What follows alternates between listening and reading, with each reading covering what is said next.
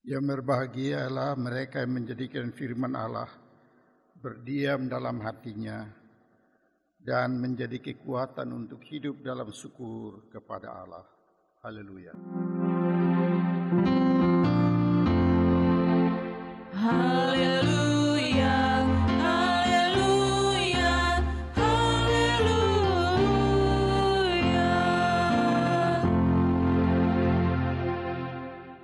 Silakan duduk.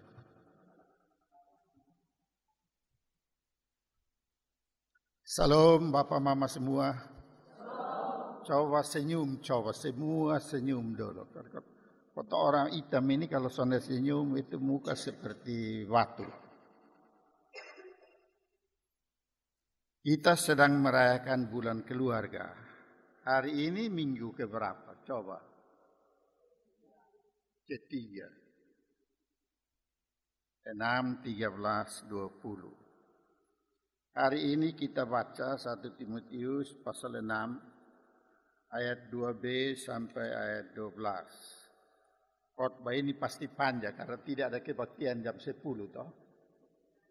Bagus. Supaya jangan buru-buru.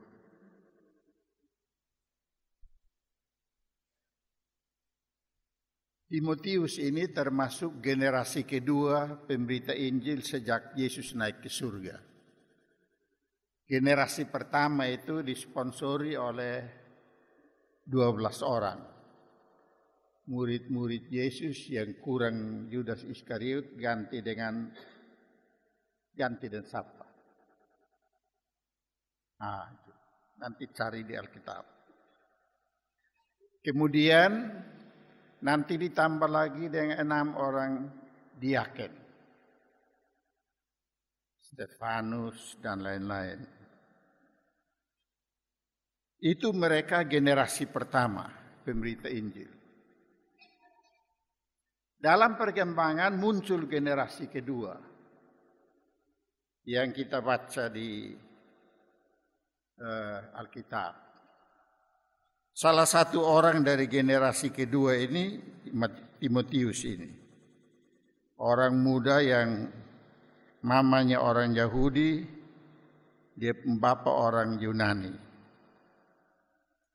Ada satu orang muda lain yang juga menjadi generasi kedua pemberita Injil. Orang muda ini ditulis di dalam Markus 14 ayat 51-52. Coba baca rame-rame. Markus 14, 51-52.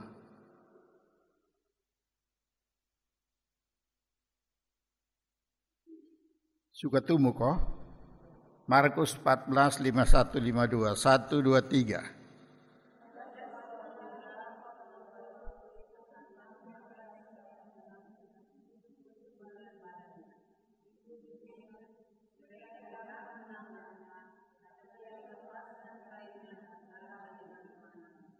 Ini orang muda yang tanganga ikut diam-diam pergi Getsemani.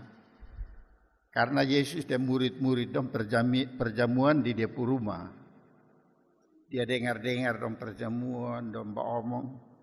Lalu dia tertantang untuk ikut apa yang akan terjadi. Dia sembunyi, tapi kan yang menangkap dong ini pakai obor jadi peliasan dia. Hampir kena tangkap. Dan pegang dia pun kain, lepas kain, lalu lari.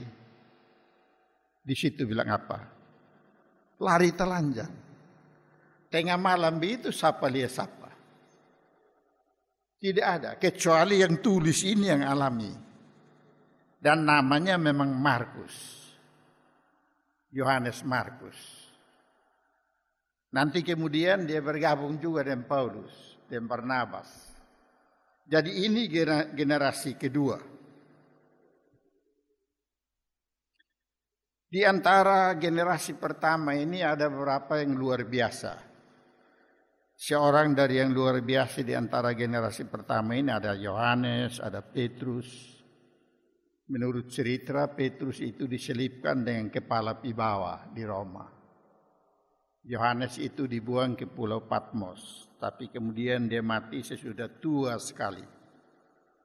Kemudian Paulus. Mereka ini berjalan keliling untuk memberitakan Injil. Orang percaya, kumpul jadi jemaat, lalu dong jalan lagi. Tapi kan ini jemaat yang baru terbentuk ini sonde boleh kasih tengah kosong. Karena itu ada beberapa orang muda yang sesudah dipersiapkan benar-benar oleh generasi pertama, mereka diutus untuk urus jemaat-jemaat. Jadi ini Timotius ini pernah diutus untuk urus jemaat di Korintus. Pernah diutus untuk urus jemaat di Tesalonika. Pernah diutus untuk urus jemaat di Efesus. Nah, surat yang kita baca ini, 1 Timotius ini, Paulus tulis kasih Timotius pada waktu ia ditugaskan untuk mengurus jemaat Efesus. Dalam bacaan ini ada 11 ayat ya, atau 10,5 karena ayat 2-nya 2b ya.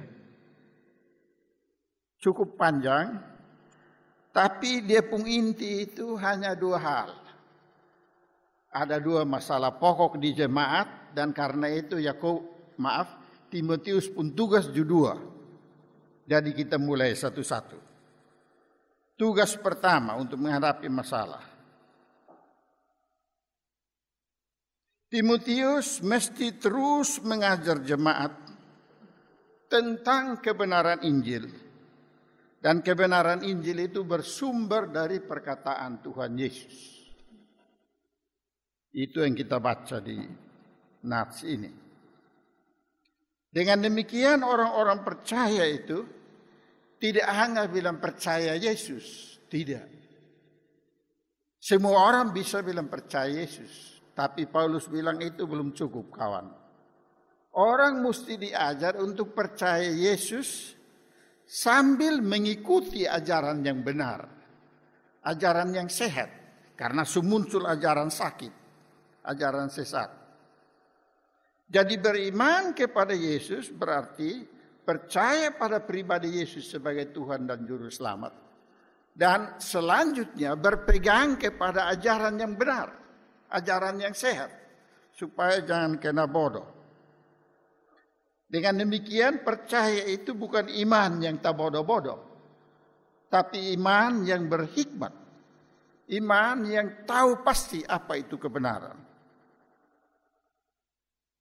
Hal ini penting karena di Efesus dan juga di banyak jemaat lain pada zaman itu. Ada 2 kekuatan yang merongrong jemaat. Merong dengan cara hidup dan ajaran yang salah. Rongrongan pertama itu ialah ajaran sesat. Misalnya salah satu ajaran sesat. Ada ajaran sesat dalam gereja bilang, Yesus itu bukan benar-benar manusia, dia cuma manusia akal-akalan sah. Sama seperti di Timor ini, menurut dongeng-dongeng keadaan nona cantik di satu kampung, ada buaya malam-malam dia berubah jadi laki-laki gagah, kopi goda itu perempuan. Jadi Yesus sama ke itu, dia bukan orang benar-benar, dia cuma orang jadi-jadian.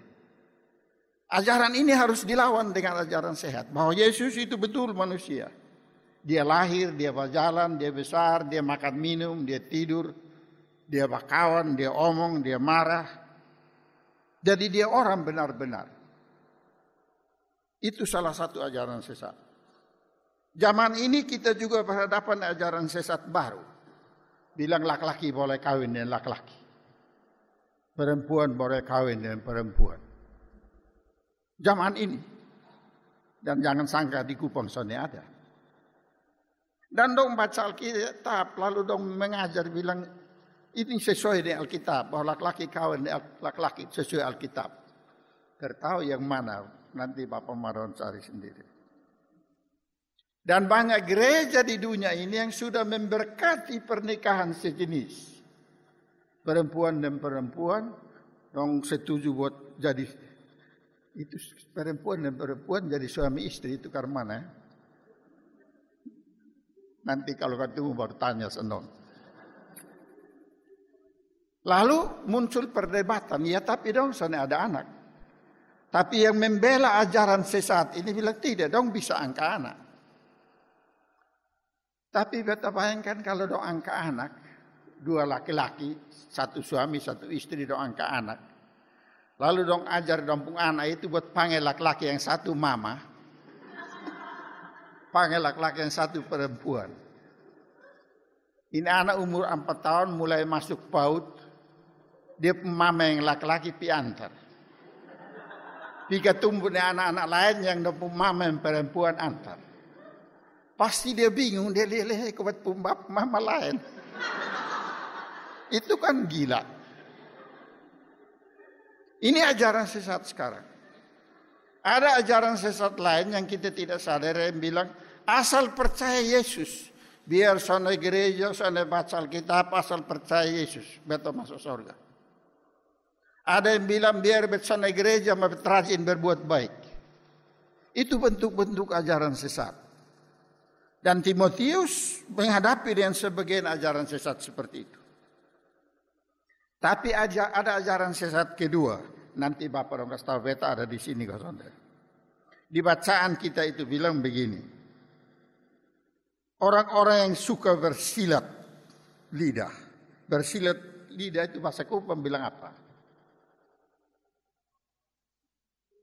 Suka? Kalau kau kenal orang yang suka omong kosong, omong banyak, kau bilang apa? Bahasa Kupang. Pokrol bambu. Putar balik. Nah ini orang-orang ini datang dari mana? Sebelum menjadi Kristen, orang ini ahli pidato. Hari-hari dan kerja itu cari orang kau pidato, kau lawan. Kita lihat dia pun contoh misalnya, kita bacain supaya tahu pasti. Kisah Rasul pasal 17. Lihat 17 baru kasih tahu di ayat.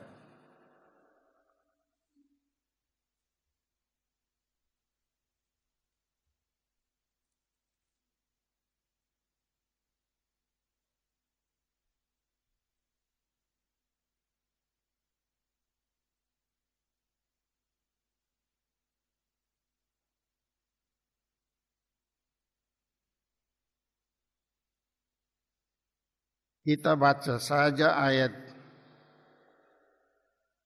18. Juga beberapa filsuf dari golongan Epikurus dan dari golongan Stoa berdebat dengan Paulus. Ini ahli pidato semua suka berdebat. Lalu kita baca ayat 21 dari Kisah Rasul 17. Adapun semua orang Athena dan orang asing yang tinggal di situ tidak mempunyai waktu untuk sesuatu yang lain selain mengatakan atau mendengar sesuatu yang baru. Mengatakan itu maksudnya berdebat. Dan sana ada kerja lain, hari-hari satu cari satu kok mulai berdebat. Orang berdebat, ini bacaan kita bilang, sana tahu apa-apa tapi anggap diri tahu. Itu di bacaan kita. Yang tidak tahu apa-apa tetapi anggap diri tahu semua.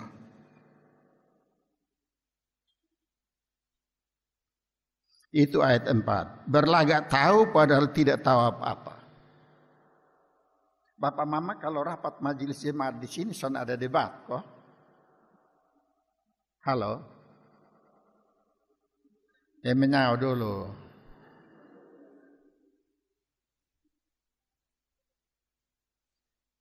Ada yang suka berdebat, ini hanya untuk cari-cari hal saja. Semua orang su begini, dia bilang son menurut beta begini. Kalau son iko beta pindah gereja.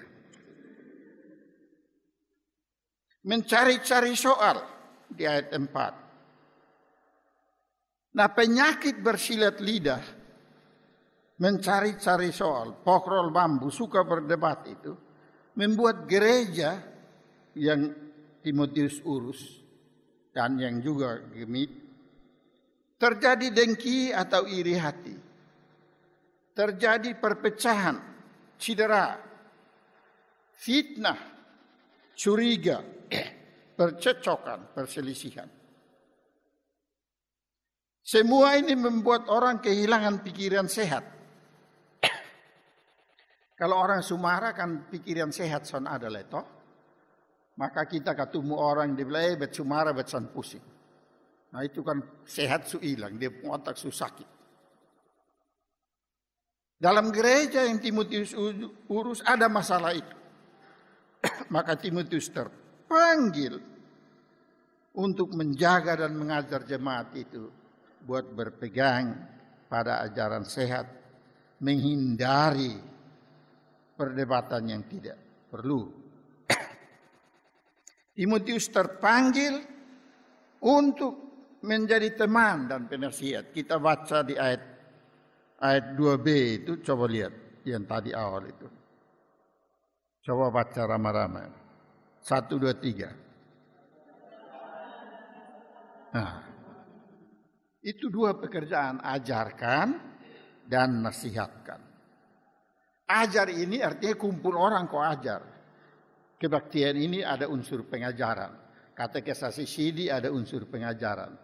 PA ada unsur pengajaran. Ibadat ada unsur pengajaran. Itu lebih bersifat formal. Tapi nasihat itu yang kita sebut sekarang bilang tugas pastoral. Seorang pelayan Tuhan seperti Timotius, seorang pendeta, penatua, diaken dan pengajar bukan hanya mengajar, tapi juga menasihati. Dan menasihati itu berarti selalu berada bersama-sama dengan orang yang ia layani. Suka bakawan dengan mereka dan menjadi gembala mereka. Supaya orang yang sudah diajar kebenaran itu ditemani, dinasihati, dikuatkan agar dia soalnya mudah terbawa rupa-rupa angin pengajaran sesat. Biar khotbah bagus karena dong ingat mas sampai di luar sana sambil don duduk main kartu kok penyesat satu datang ajar sesat sambil minum kopi, apalagi kalau minum laru, ya udah dong sunau sudah, dong lupa yang pengajaran itu. Maka tugas menasihati menjadi penting. Karena itu di Gemit ini kan kita punya rayon. Lalu ada penatua dia akan rayon. Di sini ada begitu kok. Nah, itu fungsi penggemala. Nah, pendeta juga iko-iko keliling-keliling di situ. Maksudnya supaya dengan pengajaran yang benar, dengan nasihat yang terus-menerus, jemaat dapat dijaga sebagai jemaat yang percaya Yesus, yang berpegang pada ajaran yang sehat, dan yang terhindar dari perpecahan, dari iri hati, dari fitnah, dan kena bodoh dari pokrol bambu dong. Itu tugas pertama. Ini masih panjang.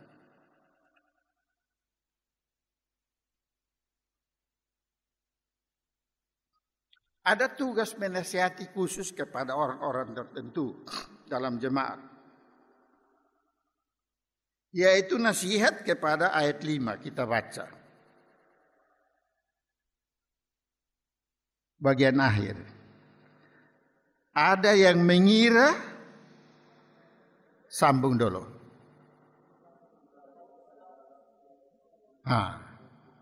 Ada yang ikut gereja, ada yang ngurus gereja, ada yang rajin lain yang berpikir itu jalan untuk dapat ontong. Di situ dia maksud ontong doi. Maka kadang-kadang di jemaat tertentu pada masa itu, beta kurang tahu pada masa ini, beta pendahara sinode tahun 85 sampai 91. Waktu Jefta belum lahir atau baru lahir. Beta keliling bahwa kadang-kadang ada yang pimpin ibadat habis kolekte itu dia minta anak sekolah di itu keluarga kok tulis di kertas as bungkus. Dia pulang hujan itu kertas rusak doi dong baik. Sampai rumah dia bingungin siapapun doi. Dia pikir ya karena ada di bet saku aja pasti bet punya. Jadi dia sana store. Nah, itu strategi untuk menganggap ibadat itu mendatangkan keuntungan. Nah, orang-orang seperti ini dan juga di ayat 6 yang nats pembimbing itu perlu diajar dan dinasihati dalam jemaat supaya sonde gila doi. Sonde di sini san pakai gila doi, ini beta yang karang. Yang di sini bilang cinta akan uang. Nah, tapi cinta uang itu sama dengan gila doi toh. Satu nyong yang cinta mati, satu laki-laki kau bilang, satu perempuan kau bilang dia gila dari nona. Maksudnya cinta mati toh. Nah, cinta duit sama dengan gila duit juga. Itu satu bahaya. Warga jemaat harus diajar untuk tidak gila duit. Ada 3 aspek yang dari ini, atau 2 aspek saja dari gila duit. Pertama, orang yang gila uang pasti dia rusak. Pertama-tama dia bisa kehilangan iman menurut bacaan kita. Dia hilang iman.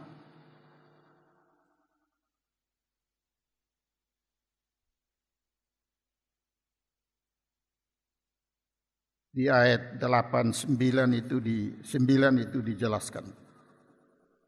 Jadi kalau orang gila doi, dia hilang iman.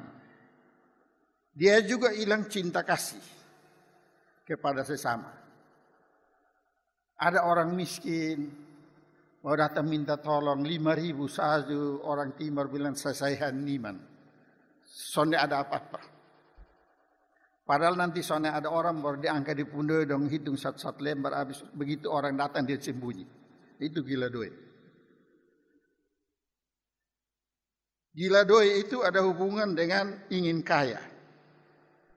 Jadi cinta uang dan ingin kaya itu perasaan hasrat yang ada dalam hati kita. Yang kuat bertumbuh dalam hati kita. Cinta uang dan hasrat kaya itu melahirkan rasa kekurangan. Tidak puas dengan apa yang ada sehingga kegembiraan hidup lenyap. Bayangkan kalau ada 2 keluarga, yang satu makan jagung bose dan sambal, dan makan dengan gembira karena rasa itu cukup, dong kenyang, dong tidur sono, dong pi ibadat. Tapi satu keluarga begitu lihat jagung bose dan mulai batangkar akuran kosan ada ikan. Kenapa sone ada daging? Hari-hari makan begini sah. Itu karena rasa tidak cukup, jadi dompung kegembiraan di meja makan hilang. Padahal yang satu dong makan dengan gembira. Nah itu yang disebut di ayat 6, ibadat yang disertai rasa cukup memberi keuntungan besar. Itu tugas Timotius. Karena rasa tidak cukup itu. Kemarin hari Jumat itu di ibadat di kantor sinode, beta goda itu orang kantor sinode dong, beta bilang, sebenarnya apa yang membuat kita di zaman ini merasa tidak cukup? Apa? Dulu saya masuk SMP tahun 64, jalan kaki dari Baun ke Tunbaun itu 37 kilo itu cukup. Soalnya ada kuda, soalnya ada ojek, soalnya ada oto. Jalan kaki itu cukup. Soalnya pikir dari jalan kaki coba bisa ada terbang baik. Soalnya. Karena itu kota jalan yang gembira. Tapi anak-anak sekarang suruh jalan kaki 37 kilo, dia bunuh diri.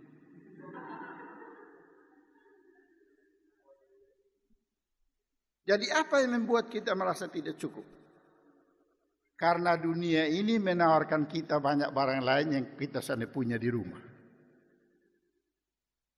Begitu pakaiin baju kota lewi, kemarin ada lihat baju satu di toko sana pun bagus lah. Begitu pakai sepatu, begitu lihat ini lipstik, wih tadi di iklan ada lipstik yang lebih bagus. Jadi rasa tidak cukup itu ada hubungan dengan keinginan untuk tambah karena ada banyak barang di luar yang kau belum punya. Akibatnya apa? Banyak orang sekarang pun baju penuh sesak di lemari. Ada baju yang sudah 2 tahun sana pernah pakai, tapi beli tambah lagi. Itu karena rasa tidak cukup. Jadi rasa tidak cukup itu datang dari pasar. Kalau tidak ada pasar, rasa cukup.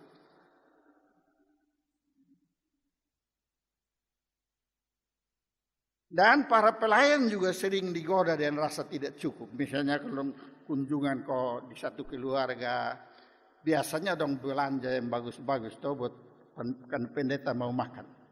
Tapi begitu as doa ibu, maaf ya ibu-ibu, mama di rumah yang bilang, maaf pendeta kau makan kosong-kosong sah. Sonde ada ini, sonde ada itu. Pokoknya sebut semua yang son ada di meja makan. Di tua kedon merah saya bilang saat ibu, saya bilang begini, ibu, kau makan yang ada. Jangan makan yang sonde ada, nanti son kenyang toh. Makan yang ada. Dengan kata lain saya ulang, rasa tidak cukup itu lahir dari kenyataan bahwa ada banyak hal yang ditawarkan di luar yang kau belum punya. Saya masuk SMP, kami sekolah SMP itu rata-rata kami tidak pakai sendal, tapi itu cukup. Apalagi sepatu. Tidak ada pakaian seragam. Dari kampung miskin baju satu Senin sampai Sabtu. Habis hari Minggu pergi gereja juga pakai. Tapi itu cukup. Kau semua sama begitu. Soalnya ada yang 2-3 baju ini hari pakai satu, besok pakai satu. Dia goda kau bilang, lu beli dulu. Soalnya ada.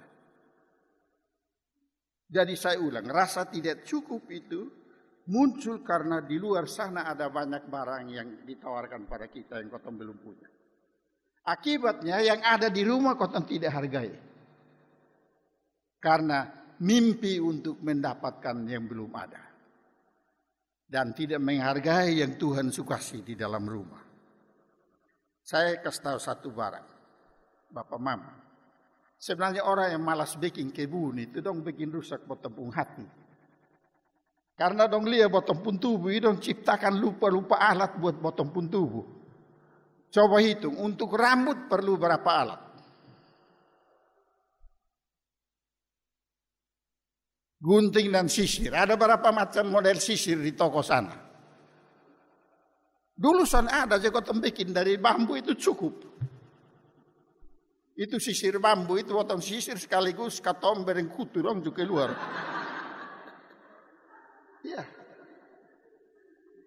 Tapi sekarang coba lihat berapa pabrik sisir. Lalu goda kita. Punya sisir ini, oh ya sisir itu lebih baik. Apa lagi? Sisir habis apa lagi? Gunting. Gunting habis apa lagi? Nah, apa lagi? Minyak rambut, sampo. Kau su pakai sampo ini muncul iklan, ini lebih baik. Pakai 1 kali rambut bersih 1 tahun. Kau beli lagi. Itu baru kepala, belum alis mata, belum bibir, belum kuku. Jadi kau pun tubuh ini bagian demi bagian diusahakan oleh orang yang malas bikin kebun. Kau dong baking alat-alat, habis dong goda kita kau beli. Betason lupa satu iklan pada awal tahun 70-an. Itu minyak rambut Brisk. Waktu baru keluar itu minyak rambut paling top. Sebelumnya kan kau pakai minyak kelapa toh. Jadi ada beberapa pemuda dari timur di sekolah di Jawa. Dia dong nonton iklan. Ini satu laki-laki di iklan ini. Dia pakai minyak rambut as dia jalan. Wih dia mana nona dong dek-deka semua. Jadi ini orang timur beli minyak. Doison ada mepaksa beli minyak rambut Brisk. Pakai habis sengaja pilihkan nona dong. Sone nodek juga. Dengan kata lain. Kotong ini rasa tidak cukup karena ditipu oleh orang-orang yang tidak punya kebun untuk menjadikan tubuh kita kebun. Mereka cari makan dari kita pun tubuh. Ini zaman modern ini. Coba lihat contoh dari Kejadian pasal 3 ayat 16. Kejadian 3 ayat 16.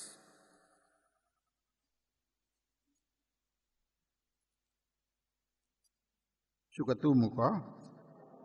Coba baca ramai-ramai.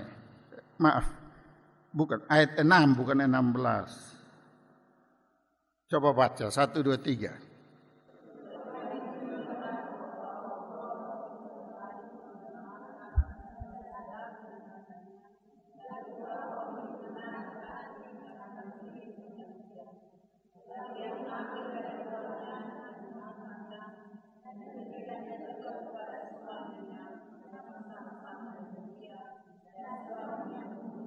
Nah, saya tanya Bapak Mama, Hawa makan ini buah karena dia lapar kok? Tidak, kan di taman itu banyak pohon. Kok dia dan Adam sama mau makan ontong berapa? Tapi dia mau ini buah karena apa? Coba lihat. Coba hitung beberapa yang menjadi godaan dan itu yang jadi iklan masa kini. 1, apa? Baca coba. Sedap kelihatan, lalu menarik hati, lalu memberi pengertian. Iklan sekarang kan begitu. Dan bikin begitu rupa sampai buat lihat, wih ini bagus.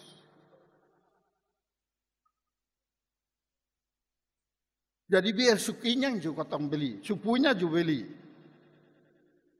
Kan kita bisa biasa begitu. Tadi bertawar makan kenyang, ini kelihatan enak buat makan sama sedikit dulu. Kan kelakuan kita semua begitu toh. Oh baju ada banyak di rumah, ini baju kelihatan model baru. Itu kejadian 3 ayat 6 itu kita ulang-ulang. Jadi saya ulang, rasa tidak cukup itu tercipta oleh kenyataan bahwa ada banyak barang di luar sana yang tidak atau belum kita punyai. Lalu kita mulai hitung. Ini barang beta mesti punya. Tapi kalau mesti punya ini doi artinya punyain barang berarti mesti ada doi. Nah doi justru ada.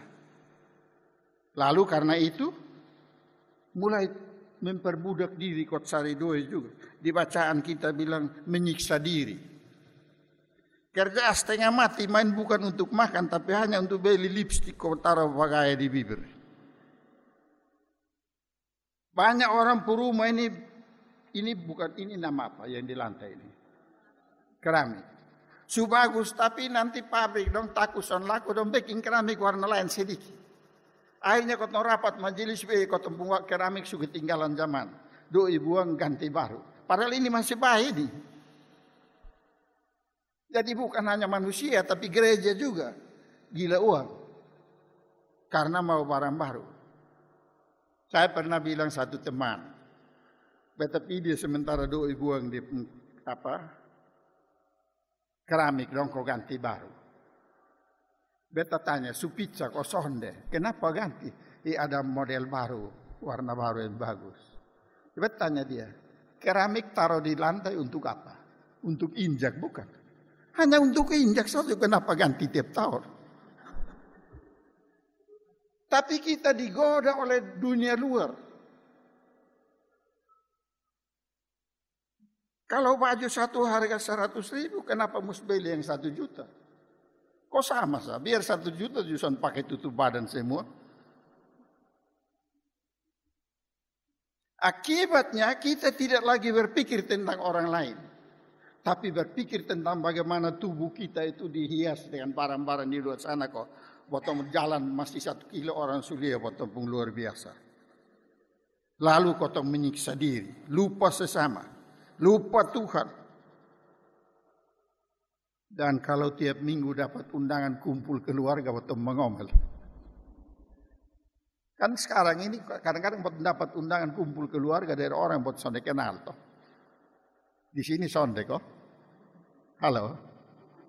Ada juga, kok Kupang ini berapa besar juga. Kadang-kadang undangan kumpul keluarga dari laki-laki dan dari perempuan. Orang mulai rasa, aduh ini susah. Dan Anda tahu apa yang merusak kehidupan yang begini selanjutnya? Kredit. Utang kredit sampai lebih dari kemampuan membayar.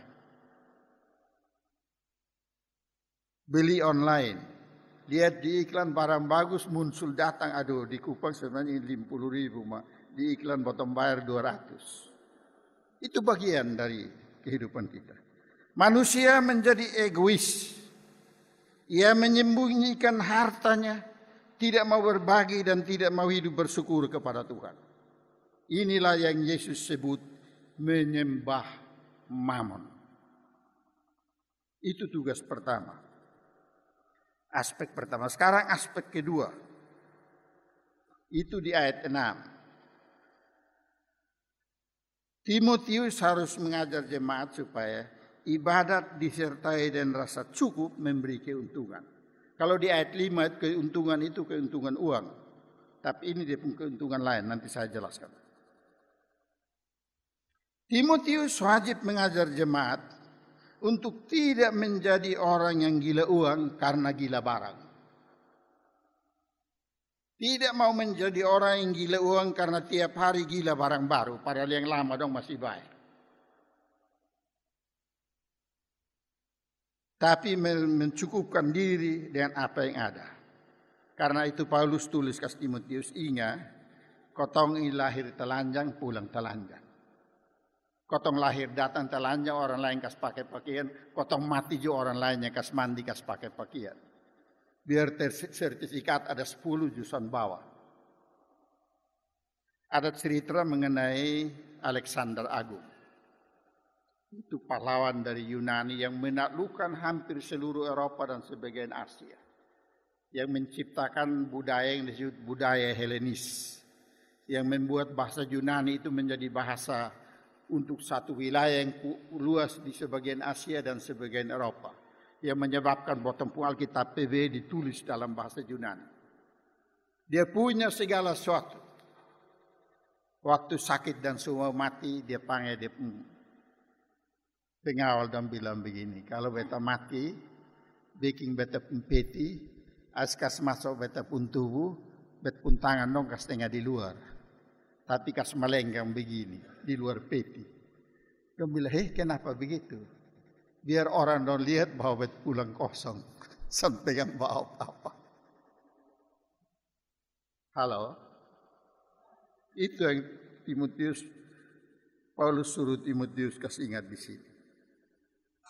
Karena kita hidup dari alam, tapi pulang dan meninggalkan alam dengan segala isinya bagi generasi lain, maka kau belajar mencukupkan diri dengan apa yang Tuhan beri kepada kita. Nah, kalau kita beribadah dengan rasa cukup, maka kita pembatin tentram.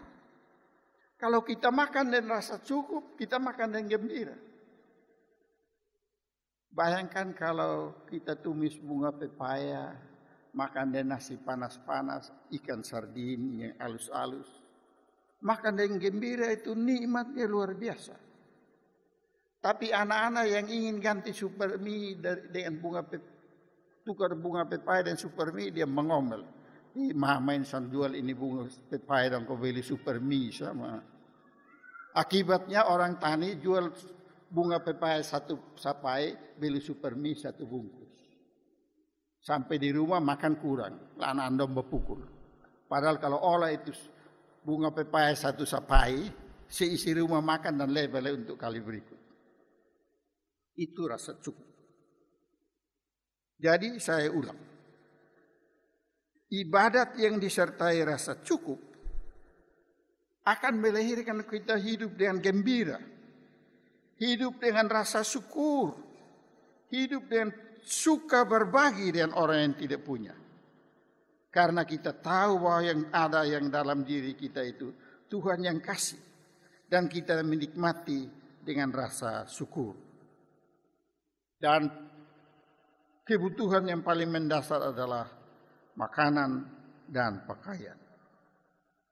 Rasa cukup ini membuat kita bergembira. Bayangkan kalau saya sampai sekarang itu kalau ada sore-sore saya suka bakar pisang. Dibeli pisang goreng yang setengah masak itu bakar. Dulu beta bakar di satu istri umpan roti supaya angus toko enak. Mas sekarang ada alat khusus buat bakar. Ada tamu yang datang, beta sudah sembunyi itu, makan itu. Ada 2 pendeta datang, dong makan malu-malu. Dong mau pulang masih lewat di piring, dan bilang, Bapak kau bawa yang sisa ini enak. Betul bawa sudah, makan pisang bakar sudah. Jadi apa yang ada, kalau kita nikmati dan rasa syukur, itu sumber kegembiraan. Dengan kata lain, gembira ini bukan karena makanan, tapi karena kita pun hati senang dia itu makanan. Hal ini akan membuat kita bebas dari keinginan untuk memiliki banyak harta. Dan Bapak Mama tahu, orang yang paling kaya di bumi itu ialah orang yang merasa cukup dengan apa yang dia punya. Itu dia paling kaya. Dia makan yang gembira, tidur sono. Karena dia sudah rasa berkekurangan. Ada cerita. Tadi cerita satu ini satu lagi. Nanti habis satu lagi. Nanti terlalu panjangin khotbah ya. Itu 1 jam 9 ini. Ada satu nelayan. Dia punya satu sampan kecil. Ada mesinnya. Jadi dia ada bikin bersih itu mesin. Karena dia sudah habis memancing. Bikin bersih di perahu. Dia pun anak laki-laki umur 6 tahun. Pakai celana pendek dan pakai baju. Lari-lari di pantai. Melompat di air laut. Keluar taguling di pasir. Tiba-tiba datang satu orang turis dari Eropa. Datang jalan lewat. Dia beri diri lihat-lihat. Dia bilang nelayan bilang begini. Lu pun bodoh lah. Kenapa lu miskin begitu? Lu lihat sama kayak beta. Kerja keras, kumpul banyak duit, beli pakaian bagus, beli tiket pesawat, buat pesir-pesir toh, buat bikin gembira. Inilah nelayan bilang, kau beta juga gembira dan buat pun perahu. Buat pun anak juga gembira main telanjang di situ. Jadi kalau bisa gembira dan murah, kenapa cari gembira yang mahal? Nah kau tahu ini mau cari gembira yang mahal, ini kau bikin celaka diri. Ini turis ini jalan sambil pikir-pikir. Ternyata ini orang yang lebih betul. Dia hanya punya perahu kecil dan motor. Dia cari ikan cukup untuk keluarga makan. Lebih sedikit berjual buat beli satu baju satu orang. Hari Minggu bawa kolektor. Bagi dia cukup dan dia gembira. Daripada beta jungkir balik kerja 2 tahun. As bikin habis indoi dong jalan-jalan di dunia. Ini sana ada ujung pohon. Nah itu yang harus kita hadapi supaya kita tidak terjatuh dalam rupa-rupa pencobaan, terjerat dalam berbagai-bagai nafsu yang hampa dan menyesatkan. Korupsi, menipu, putar balik orang pundoi bagian dari nafsu yang menyesatkan itu. Maka supaya kita tidak meninggalkan iman kita, nikmati apa yang Tuhan beri. Dengan rasa cukup. Karena ini lingkungan mahasiswa, saya juga harus singgung mahasiswa. Bukan hanya keluarga saja. Banyak mahasiswa gagal studi itu karena tawaran dunia luar. Dia pun bayaran tiap semester sekian, dia tulis surat atau WA di kampung dikasih naik. Atau ada mahasiswa sini yang kasih turun. Dia kasih naik karena dia ingin kau beli barang lain. Tapi kalau kasih tahu bila mau beliin dia bapak son mau. Jadi kasih naik harga bayar di sekolah. Uang datang dia beli dulu as kurang sampai bayar. Lalu drop out. Mau pulang takut. Saya mengalami itu dan berapa anak yang saya urus yang kos di sekitar sini. Dan saya kasih tahu Bapak Mama. Dalam saya pun hidup ini ada rumus begini. Uang itu sahabat yang jahat. Tapi dia itu musuh yang baik. Itu doi itu. Ulang dia sama doi 100 ribu, 1 lembar dia sendiri. Dan ingat, uang itu sahabat yang jahat. Tapi musuh yang baik. Karena dia itu musuh yang baik, sebab kita perlu sama dia. Dan kita bisa jauh dari dia. Tapi kalau terlalu dekat dan terlupa diri, dia bisa jadi sahabat yang jahat. Yang menjerat kita untuk mengkhianati kemanusiaan, mengkhianati diri kita, terjebak dalam berbagai-bagai dosa, lalu kehilangan iman, kehilangan Tuhan Yesus, kehilangan sorga. Karena itu di surat ini dibilang bertandinglah dengan benar dalam pertandingan iman. Itu ayat terakhir. Mengapa? Karena kita ini adalah manusia Allah. Coba lihat ayat 12, tapi bukan yang edisi kedua ini, edisi pertama, yang punya Alkitab edisi pertama. Coba baca ayat 11. Engkau, ya.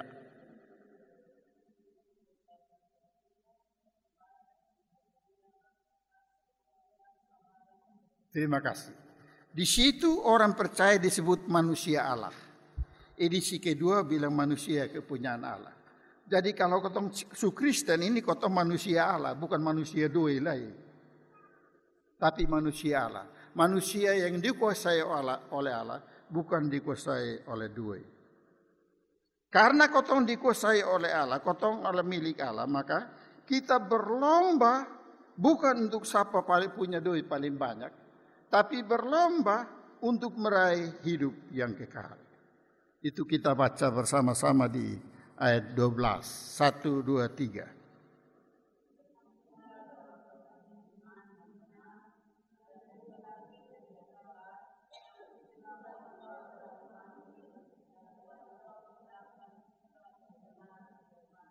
Iya. Kita sudah berikrar di sini untuk jadi anak kerajaan sorga, untuk berlomba dalam kebenaran, untuk mencapai kerajaan sorga. Selamat menjadi keluarga yang berlomba dan jadilah pemenang dalam kerajaan sorga. Amin.